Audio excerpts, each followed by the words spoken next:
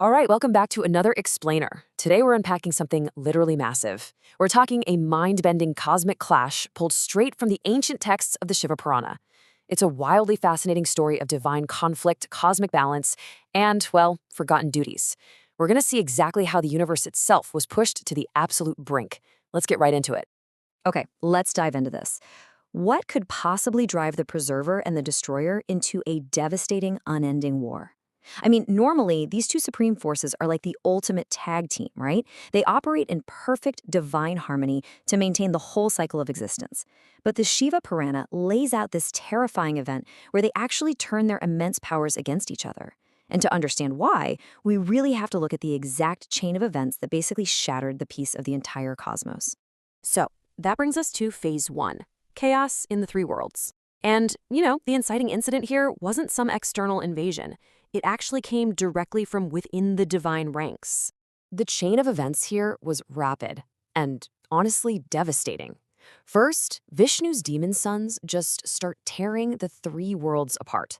They're creating absolute havoc everywhere. It gets so bad, so desperate, that the other gods, who are completely out of their depth at this point, run to Lord Shiva and literally beg for his help. Shiva recognizes this immense threat, steps in, and takes on the powerful Vrishabha avatar. Using this specific form, he swiftly and brutally eliminates the demon sons. Boom, threat neutralized, right? Well, actually, solving this one cosmic problem instantly ignited an even bigger one. Now, what's really interesting about this slide is how Shiva actually handled this. He couldn't just step onto the battlefield in his usual form to halt this unstoppable havoc. This brings us right to phase two, Shiva's Vrishabha avatar. So, in the texts, Vrishabha translates to a mighty bull. This was the distinct, incredibly powerful form assumed by Lord Shiva specifically to destroy the demon sons. It wasn't just a random choice. This specific manifestation was literally the only way to stop the relentless threat that was spreading like wildfire across the three worlds. He did exactly what the gods begged him to do. But, and this is a massive but, remember who he just eliminated. These were the sons of Lord Vishnu. Which leads us straight into phase three, the cosmic stalemate. Blinded by absolute fury over the death of his sons, Lord Vishnu completely ignored the context of why it happened, and he immediately waged a massive all-out war against Lord Shiva. And this brilliantly illustrates the sheer mind-boggling scale of the conflict.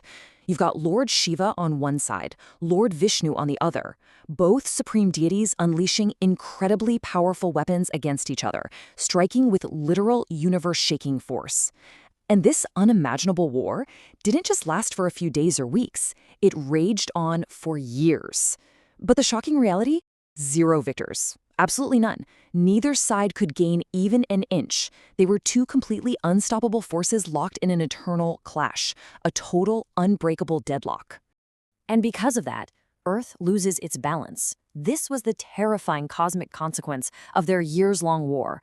While these two deities were locked in their endless stalemate, just hurling divine weapons at one another with no victory in sight, the collateral damage was entirely existential. The very foundation of the world was literally crumbling under the weight of their unending anger.